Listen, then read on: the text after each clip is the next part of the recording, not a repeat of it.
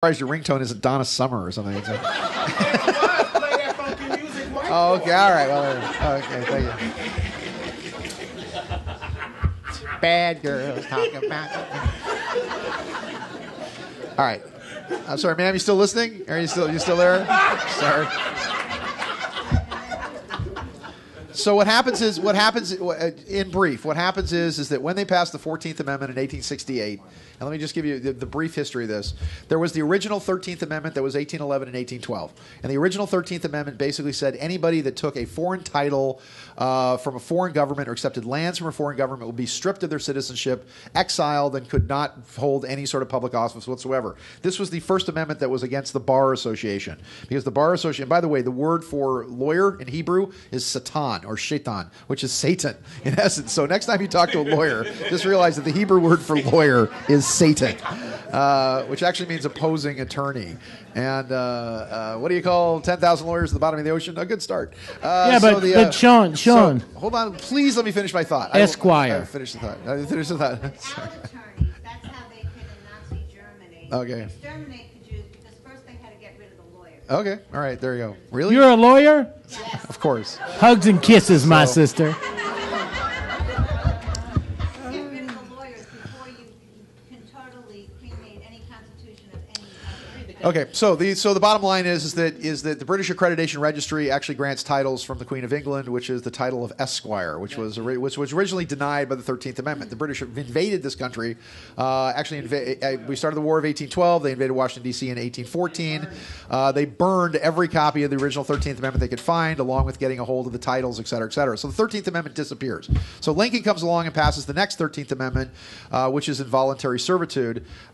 Which, if there's really involuntary servitude, how come I have to check myself out at Home Depot, and why do I have to work the machine at Kinko's? But then the 14th Amendment comes along, which made you all U.S. citizens, and basically they passed what's called the Expatriation Act, which said you can be a member of any country that you want, and then they rammed through the 14th Amendment, which all made you, quote, federal citizens or citizens of the 10 square mile area of Washington, D.C., and residents of the sovereign states, which took away your protections and rights under the state constitution. So you're now all dual citizens, whether you know it or not. And they created what was called the United States Code. And the United States Code is, in essence, for that federal straw man, if you will, which is basically corporate creation, which allows them to. And once again, the U.S. Code is stacks and stacks and stacks and stacks and stacks of stuff the government can basically do to you, and or the artificial matrix or straw man or corporation that they set up. Next question. Anybody else? Okay, way in the back. Yes, sir. Scientists find life on Mars. Yes. Are we getting ready to move to? Wow, okay, that's a strange universe. Are we ready to move to Mars in the future? I think the people already there probably don't like us very much, but it's. You guys want to take this question at all, or are we getting ready to move to Mars in the future? Or do they find life on Mars? They found moisture on Mars. Moisture. Okay, if you look at the stuff from 1954 in the Eisenhower, someone took Eisenhower to Mars, and his brother said they took him to Mars. Who knows? All I know is met Barack Obama on Mars and all that stuff. I like the one where you were taking the face off and he was a reptilian better. But since you have a couple minutes, let me ask everybody. All my programs and lectures are today, 2 and at 4 o'clock. I'm going to announce all that. Okay, but my point is this, guys.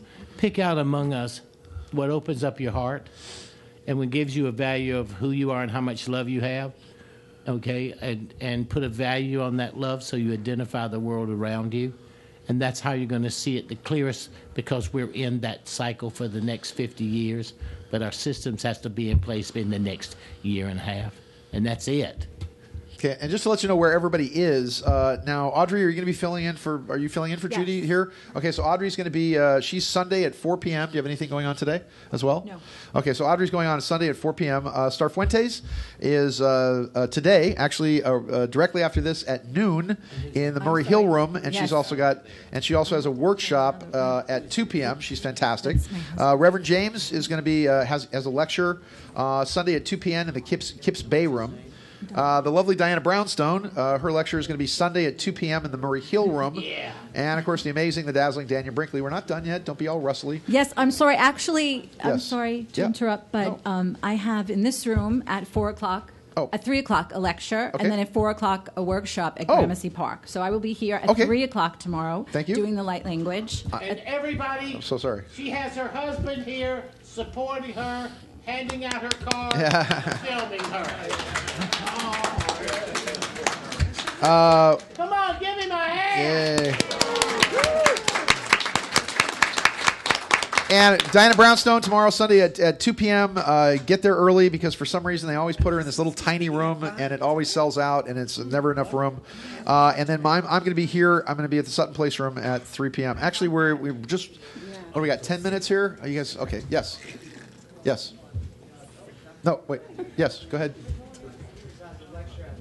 Okay, sorry. You have a lecture at 5 o'clock today? Sorry. I'm so sorry. Yes, and I'm reducing all 5 p.m. prices. Saturday. Those of you who want to come see me, it's usually $200. It's $100 for 20 minutes. And Dr. Orozco's seeing clients for $60. Okay, if it's a quick question, yes, ma'am. With the fan, yes, ma'am. 5 minutes. Yes, darling. Hi, darling. How are you? Nice to see you. I'm an idiot. What can I say? I'm an idiot. Oh, that hurt. I did. in my- I admit it. my stomach. I admit it. I completely and freely admit it. Everything that I was seeing as far as the astrological stuff had Romney. You know, the interesting. Let me just take a quick point. Better ask a question. You have a question? No, the quick point is that, which I thought was interesting, is that what we saw for the first time, I think, is that from 2000 and 2004, you had people that were rigging the election results, specifically a man named Mitch Connell, who died in a plane crash, by the way. He was going to admit to the whole thing in 2004. He was on his way to Washington, D.C. to testify about all this, and he died in a plane crash. And in 2004, Karl Rove, who said that McCain was going to come out late at night and that he was going to win because they were going to rig the machines at that point. And he was the one who admitted under oath that he switched the voting machines in Ohio from 6% for Kerry to 2% for Bush in 2004. And I think maybe for the first time we actually saw an election where things weren't, just all rigged. And again, I think that the challenge with the Republicans is they completely ignored the message of Ron Paul and the outrage of Ron Paul would have won Maine, as an example, had they not shut it down. And what they're saying is that why is the Republican Party broke? Because people are sick of listening to war. They're tired of him talking about how he was going to go to more wars in the Middle East.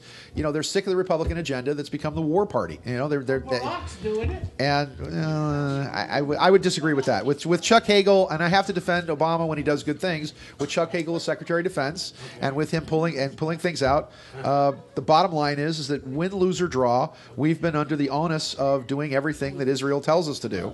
And again, we have elected officials that are not senators for Israel; they're senators for the United States. When Israel's interest is in our best interest, we should defend Israel. When it's not, and I do not think that Afghanistan and Iraq were, then we should not. And Hagel is the one guy who stood up and said, and he's been castigated for it, to say, look, I'm a senator of the United States of America, not a senator for the state of Israel. And with that, and also the 286, here's good news and bad news. 286 generals were flushed out of the Pentagon. On the one hand, they were the neocons. They were the ones who wanted more war with Iran and Iraq and Afghanistan. On the other hand, and here's the bad news. The bad news is they were also asked the question, would you open fire on U.S. citizens during a revolution? And they said no, and they were broomed out. So they've been replaced with a little more radical people and all that. So what's your question? Yes, go ahead. On another note, On another note, ask your question, and then we're going to wrap up the panel here. okay, I would like to know on the issue of geoengineering of the weather. Geoengineering of the weather. Do you feel that we're getting less oxygen in the air, or we're getting less sunlight because they're actually doing so much spraying in the air? Do you think that the weather pattern that we've been stuck in, and that do you see visible proof of the fact that they have been geoengineering the weather pattern to the hills and hiding the facts about it? Okay, now this is a big, long question, and we've only got like 5 minutes left. So it's. You have a comment on that? You can go read online. The scientists have analyzed what they've been spraying. This is not stuff that's good for us. It's aluminum. It's barium. We have the increase of Alzheimer's. Syphilis. This is not, if they're not telling us what it is, it obviously isn't good. If it were good, they'd say, "Hey, everybody, go outside. We're spraying you with stuff that's going to make you immune to the next whatever." That is But possible. unfortunately, we see the increase in illnesses and diseases, which increases the pharmaceutical and medical industries money making. Vaporized. But I don't think vaporized that aluminum. that's their. I don't think that that's their sole reason. Just what she was just saying. I don't think that's the sole reason. Remember, if you look at the composition of chemtrails and you just look at what people say, and that's where my knowledge comes from. When you look at that aluminum, that baric aluminum, it would be a type of material that would make what they call HAARP, or electromagnetic frequencies, operate better. The byproduct might be the cancers and the spoiling of the food, but remember, the patents on energetic electrical modification of the weather were patented in 1964. Anybody can go to the patent office and get a copy of them. So about weather pattern and weather modification, hell, they patented in 1964. And do you think they have not moved it where it can control moods and illnesses? But it's also so the electromagnetic fields, the magnetics, we live in the magnetics of the earth and all of that. So there is no question that that's occurring. What I'm trying to do is create ways that you can use that to your advantage. I'm not trying to stop any of that. I'm just trying to outsmart the sons of bitches. Remember too that cell phone towers are all put up on military contracts by Motorola, and they're 10,000 times more powerful than they need to be for communications. And at the same time, what is changing your weather is that the electromagnetic pole of the Earth has started moving in 2009, and has moved almost 1,000 kilometers due east. And so what's happening is the cold weather that used to dump into the center part of the United States is now cutting across this way. Also, what's called the thermohaline, which is the warm water that comes up from the Gulf of Florida, then comes up the East Coast, has been stopped and desalinated because of the core exit that they're dumping in to sink the oil in the Gulf. Therefore, what's happening is the warm air is not getting up as far, the cold air is coming down, and you're being sliced right in the middle of the perfect storm, which means that storms like Nemo, Saturn, Hurricane Sandy, instead of happening once every 100 years, are going to happen once every year or so. Okay, so now let's get to this because we only have a little bit of time left, and Mark wants to make a closing statement. Let's start with Reverend James Capers. I need like a minute and a half wrap up. What do you see in the final aspect of this? You're the king of the world. You know, your wishes hold weight. Your magic takes over the entire planet. Describe for me in about 90 seconds what you see a new life on a new earth as being. Today, the power of miracles is among us. Those of you who really would like to achieve the most important things in your lives, today is the day. You no longer have to wait for miracles. They are among us. You no longer have to wait to call upon divine energies of angels to come forth and to help your family. Today is the day that you can make up your mind to walk upright, to be a mystic warrior, to help the planet and to heal the planet. I'm here today to help and assess your gifts and powers down in my booth. And those of you who really want to walk upright and move forward, I can help. That is why I am here